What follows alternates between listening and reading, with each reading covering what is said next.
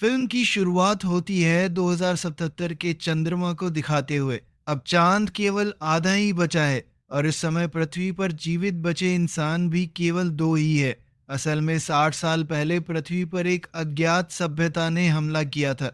एलियनों ने सीधे चंद्रमा को तोड़ दिया। चंद्रमा के गुरुत्वाकर्षण के बिना पृथ्वी पर भयानक बदलाव आए। कुछ ही घंटों में भूकंपों ने सभी शहरों को नष्ट कर दिया और सुनामी ने जो बचा था उसे भी निगल लिया। इसके बाद एलियनों ने सीधा आक्रमण शुरू कर दिया। मजबूर होकर मानव जाति ने अंतिम हथियार परमाणु हथियार का उपयोग किया। हालांकि एलियनों को नष्ट कर दिया गया, लेकिन पृथ्वी का पर्यावरण भी बुरी तरह प्रदूषित हो गया। बचे हुए इंसानों को पृथ्वी छोड़नी पड़ी। मनुष्यों ने अंतरिक्ष में टेट कमांड सेंटर बनाया, जो रहने योग्य टाइटन ग्रह का अंतरिक्ष स्टेशन था। मनुष्यों ने समुद्रों में अनगिनत जल ऊर्जा टावर बनाए। ये टावर समुद्री जल को अवशोषित कर नाभिकीय संलयन के जरिए नई ऊर्जा बनाते थे, जो टाइटन को भेजी जाती थी। यह मानवता के लिए बेहद महत्वपूर्ण था। 60 साल बाद भले ही सभी इंसान पृथ्वी छोड़ चुके थे, फिर भी ये जल ऊर्जा टावर चलते रहना जरूरी था। लेकिन पृथ्वी पर अब भी कुछ एलियन बचे हुए थे।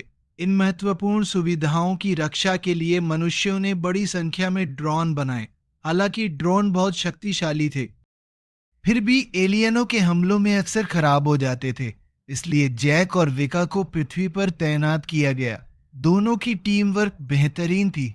जैक रोज उड़ने वाले यान से गश्त करता, टूटे ड्रोन ढूंढता और मरम्मत करता, जबकि विका उसका संचार अधिकारी था, जो हालात पर नजर रखता और जैक की सुरक्षा सुनिश्चित करता। उनकी टीम का नंबर 49 था।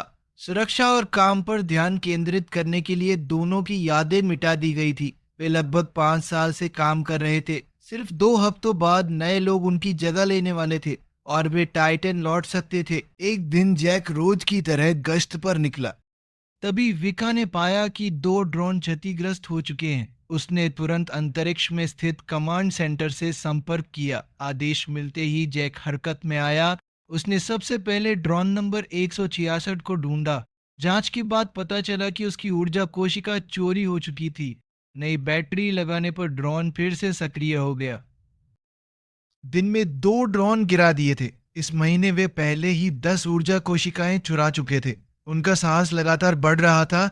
लगता था कि वे अस्थायी रूप से लौटने की तैयारी कर रहे हैं, क्योंकि एक बार समुद्र का सारा पानी खींच लिया गया तो पृथ्वी पर सिर्फ रेत और विकिरण ही बचेगा। दूसरे ड्रोन का रडार सिग्नल गायब था, इसलिए जैक को जमीन पर मोटरसाइकिल से खोज करनी पड़ी। किस्मत अच्छी थी, उसे जल्दी ही ड्रोन का स्थान मिल गया, लेकिन सिग्नल एक गुफा से आ रहा था। विका ने चेतावनी दी कि अंदर जाने पर टेट जैक से संपर्क खो देगा। फिर भी जैक अंदर चला गया। सिग्नल की आवाज का पीछा करते हुए वह आगे बढ़ा, पर सामने सिर्फ एक सिग्नल ट्रांसमीटर था। जैक समझ गया कि वो जाल में फंस गया है। पीछे हटते समय उसका पैर फंदे में फंस गया और वो अंदर की ओर घसीटा जाने लगा। एलियन उसे जिंदा पकड़ना चाहते थे। जैक ने गोली मारकर रस्सी काटी और लड़ाई के लिए तैयार हो गया। अंधेरे में कई परछाइयां दिख रही थी।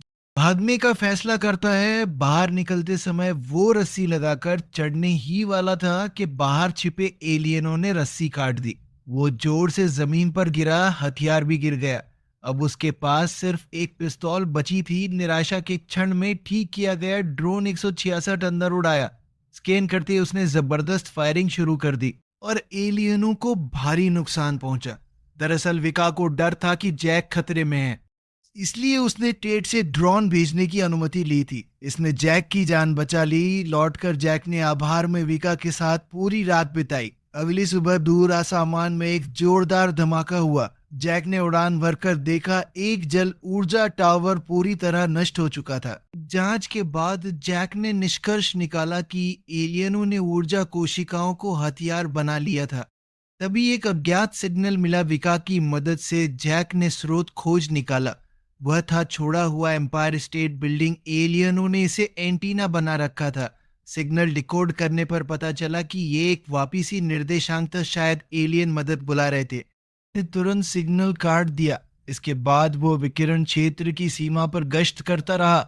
सब शांत था। फिर जैक ने अपना सिग्नल बंद किया और एक सुरक्षित स्वर्ग जैसे स्थान पर पहुंचा। ये उसका गुप्त ठिकाना था, एक झील किनारे बना लकड़ी का घर, टिका जहां टाइटन जाना चाहता था। वहीं जैक पृथ्वी से भावनात्मक रूप से जुड़ा था।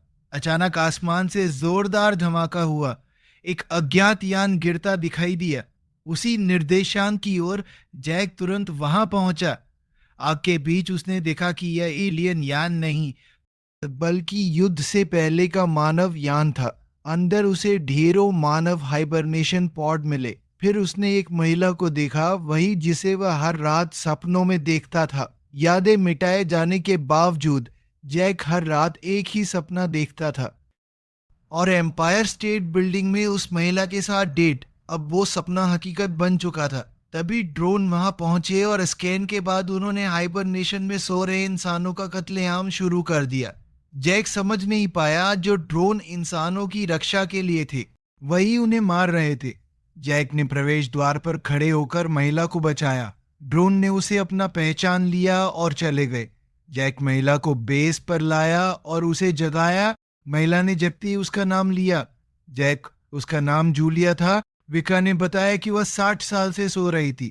सब सुनने के बाद भी जूलिया ने अपना अतीत नहीं बताया, लेकिन जैक और विका को हाथ पकड़े देख उसके चेहरे पर कड़वाहट झलक गई। अगले दिन जूलिया ने जैक से अनुरोध किया कि वे दुर्घटना स्थल पर लौटें और रिकॉर्डर लें। नियमों के खिलाफ होने के बावजूद जैक मान गया, लेकिन वहां एलियनों ने उन्हें घेर लिया। जैक बेहोश हो गया। जागने पर उसने देखा कि एलियन असल में इंसान थे। उनके नेता ओल्ड ब्लैक ने बताया, पृथ्वी पर कोई एलियन नहीं है, असली दुश्मन टैट है। ड्रोन हमेशा से इंसानों को मार रहे थे। वे टैट को उड़ाना चाहते थे, लेकिन उन्हें जैक की जरूरत थी। सच्चाई जानने के लिए जैक को विकिरण क्षेत्र भेजा गया। वहां उसने देखा कि कोई विकिरण नहीं था। फिर उसने खुद जैसा एक और जैक देखा, नंबर 52। तभी उसे समझ आया, वे सब क्लोन थे।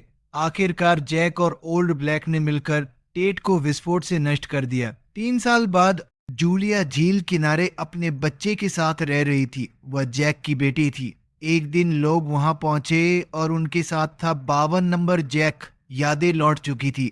जूलिया उसे देखकर हैरान और खुश दोनों हुई।